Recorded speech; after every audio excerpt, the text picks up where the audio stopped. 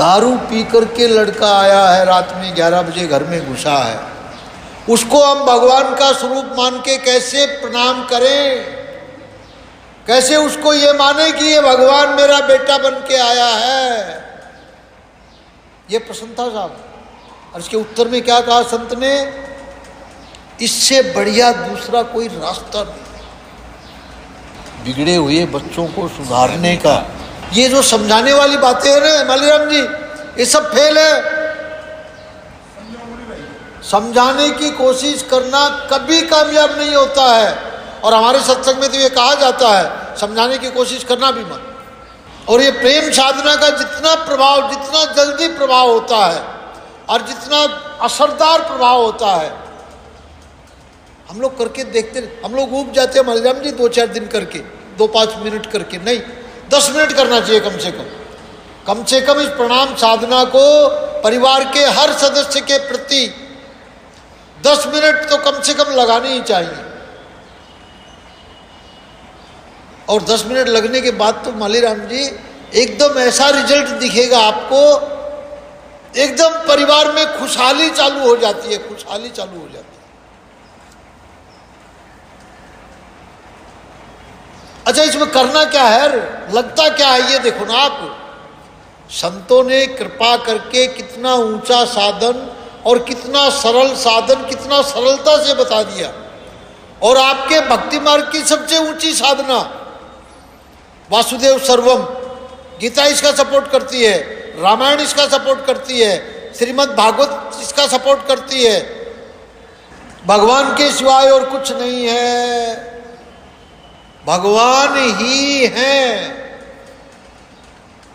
सुबह सुबह उठते ही अपनी खटिया में जहाँ से उठे हैं वहीं पर हाथ मुंह धोना हो धो लो, नहीं धोना हो तो भी कोई बात नहीं, चुपचाप वहाँ बैठ जाओ। श्रद्धेय राम सुखदास जी महाराज ने भी ये कहा है, वो क्षण, शिव जी ध्यान से सुनना भाई, श्रद्धेय राम सुखदास जी महाराज ने कहा है जब नींद टूटती है और उस टाइम पे जो तुम्हारी स्थिति होती है वो परमात्मा में होती है। उसके बाद तो तुम्हारी जितनी भी प्रवृत्तियां होती है राग द्वेष को लेके होती है, उसके बाद। लेकिन नींद टूटते ही जो पहला क्षण है वो आपका परमात्मा में स्थिति का है। श्रद्धेय रामचंद्रदास जी ने भी ये बात कही। तो उस टाइम पे भाई जी उठते ही अपनी खटिया में बैठ जाओ, हाथ मुंह धोना हो धो लो, नहीं धोना हो तो कोई बात नहीं है, हाथ जोड़ो ऐसे, हाँ ये बात। और भगवान का मन मन में आह्वान कर लो और परिवार के प्रत्येक सदस्य को उनका नाम ले ले करके और उनकी फोटो सामने आ जाए मानसिक रूप से, हे परमात्मा आप ही मेरे पिताजी बनकर के पधारे हैं, आपके इस रूप को मेरा प्रणाम। और जब प्रणाम मुंह से निकले ना, जब गर्दन झुकनी चाहिए साहब, जैसे पिताजी सामने खड़े, जैसे पिताजी का मानसिक चित्र सामने खड़ा है, ऐसे ही परिवार के प्रत्येक सदस्य को प्रणाम करें बारी बारी से। प्रत्येक सदस्य का, 3 बेटे हैं तो तीनों बेटों को एक साथ में नहीं, अलग अलग तीनों बेटों का नाम ले ले करके उनको मानसिक उनका फोटो सामने आ जाए। देखो साहब, ये प्रणाम साधना का इतना जबरदस्त प्रभाव पड़ता है, आपका भाव तुरंत उसके पास पहुंच जाता है और उसकी प्रतिक्रिया उसके ऊपर होती है। आप चाहे देखें और चाहे नहीं देखें, और जाने चाहे नहीं जाने, आप 2 दिन 5 दिन करके देखो, आपको तुरंत असर पड़ेगा, तुरंत मालूम पड़ेगा। और जिस दिन आपको ये मालूम पड़ेगा कि हाँ इस प्रणाम साधना का असर हो रहा है, तो देखो साहब, सबसे पहला काम क्या करती है प्रणाम साधना?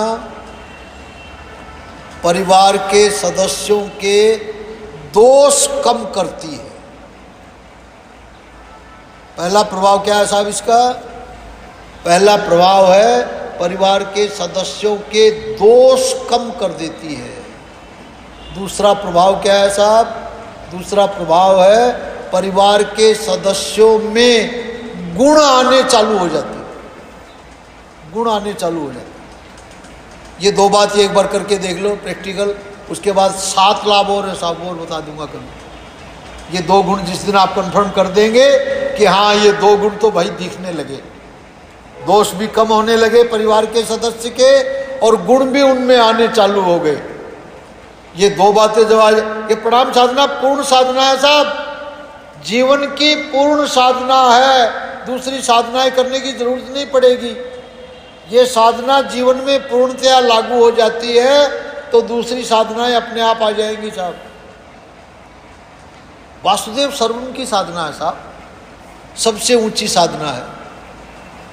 बहुनाम जन्म नामंते, अंतिम जन्म, अंतिम जन्म में बहुनाम जन्म अंते ज्ञानवान माम प्रपद्यते वासुदेव सर्वमिति स महात्मा सुदुर्लभ है।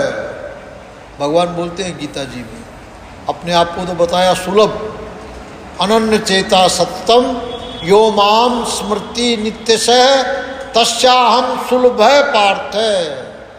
उसके लिए मैं सुलभता से मिल जाता हूँ। और इसको बताया सुदुर्लभ है, इस महात्मा को सुदुर्लभ बताया। किस महात्मा को? जो सब में भगवान का दर्शन करता है। वासुदेव सर्वमिति स महात्मा सुदुर्लभ है। और इस जीवन में भी यदि अपना नेक्स्ट स्टेज है अपनी, वो वहाँ पहुँच कहाँ पाते हैं? अभी तक प्रणाम साधना में ही अटके हुए हम।